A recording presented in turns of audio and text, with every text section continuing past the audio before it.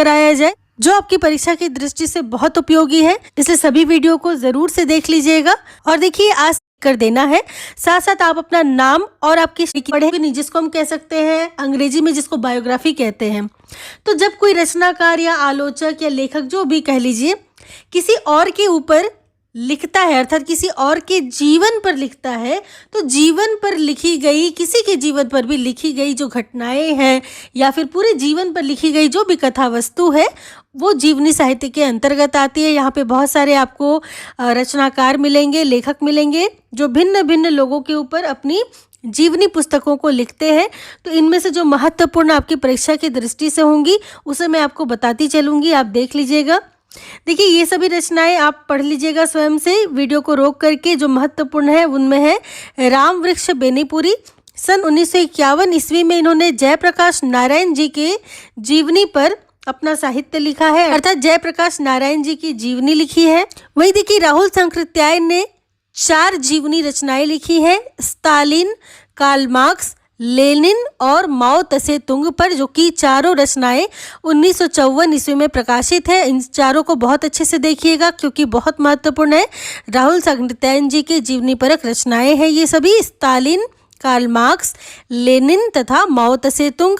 अगले जो महत्वपूर्ण हम आगे देखेंगे, जैनेन्द्र की 1968 ईस्वी में लिखी अकाल पुरुष गांधी, गांधी जी के जीवन पर आधारित जीवनी परक रचना है, बहुत महत्वपूर्ण है, कई बार परीक्षाओं में पूछी गई है, ध्यान दीजिएगा। अकाल पुरुष गांधी जैनेन्द्र के द्वारा लिखी गई है, और किसके जीवन पर है, तो गांधी जी के जीवन पर है। वही अमृतलाल नागर की 1975 ईस्वी में लिखी जीवनी परक रचना है चैतन्य महाप्रभु, जो कि चैतन्य महाप्रभु के जीवन पर आधारित है। अगले है रामविलास शर्मा, इनका 1986 ईस्वी में मार्क्स, त्रोत्स्की और एशियाई समाज महत्वपूर्ण जीवनी परक रचना है, ध्यान दीजिएगा। अगली है शिवरानी देवी, इनका 1944 ईस्वी में प्रेमचंद घर में बहुत महत्वपूर्ण जीवनी परक रचना है।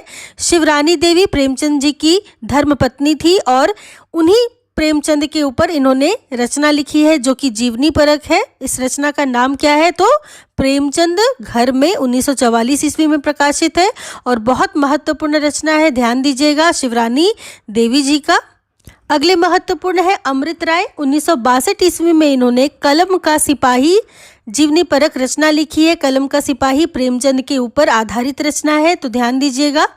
मदन गोपाल 1964 ईस्वी में इन्होंने कलम का मजदूर प्रेमचंद के ही जीवन के ऊपर आधारित रचना लिखी है, ध्यान दीजिएगा। रचनाओं से ये भी पूछा जाता है कि ये किसके ऊपर आधारित है, तो आपको ये भी पता होना चाहिए।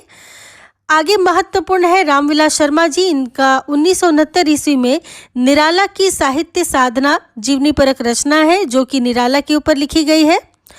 विष्णु प्रभाकर का 1974 ईस्वी में आवारा मसीहा शरद चंद्र के जीवन पर आधारित जीवनी परक रचना है, और बहुत महत्वपूर्ण है। कई बार देखिए, इन सभी रचनाओं से जो भी मैं आपको बता रही हूँ प्रश्न पूछे जाते हैं, तो इन सबको बहुत अच्छे से देखिएगा। आगे महत्वपूर्ण है शोभाकांत, 1991 ईस्वी में लिखी गई इनकी रचना है बाबूजी, जो कि नागार्जुन के जीवन पर आधारित है, ध्यान दीजिएगा।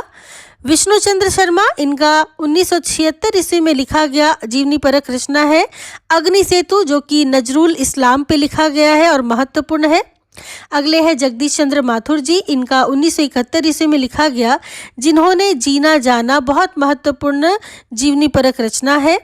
अगले महत्वपूर्ण है बिंदु अग्रवाल, 1999 ईस्वी में इन्होंने स्मृति के झरोके से भारत भूषण अग्रवाल के जीवन पर आधारित जीवनी परक रचना लिखी है, बहुत महत्वपूर्ण है, ध्यान दीजिएगा।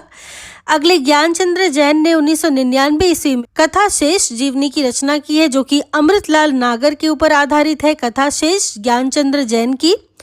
वहीं महिमा मेहता ने 2003 ईस्वी में उत्सव पुरुष नरेश मेहता के ऊपर जीवनी लिखी है, महिमा मेहता ने। कुमुदनागर 2006 ईस्वी में वट वृक्ष की छाया में रचना लिखी है, जो कि अमृतलाल नागर के जीवन पर आधारित है, ध्यान दीजिएगा। ये सभी रचनाएं बहुत महत्वपूर्ण है आपकी परीक्षा की दृष्टि से। आगे है गायत्री कमलेश्वर, इन्होंने 2005 ईस्वी में कमलेश्वर मेरे हमसफर नामक जीवनी परक रचना लिखी है, जो कि कमलेश्वर के जीवन पर आधारित है। बाकी जो भी रचनाएं हैं उनको आप बस एक बार पढ़ लीजिएगा, हम आगे देखेंगे। यहाँ भी आगे कुछ जीवनी परक रचनाएं एवं लेखक है, इनको एक बार बस आप पढ़ लीजिएगा। आगे देखेंगे हिंदी के प्रथम जीवनीकार गोपाल शर्मा शास्त्री माने जाते हैं।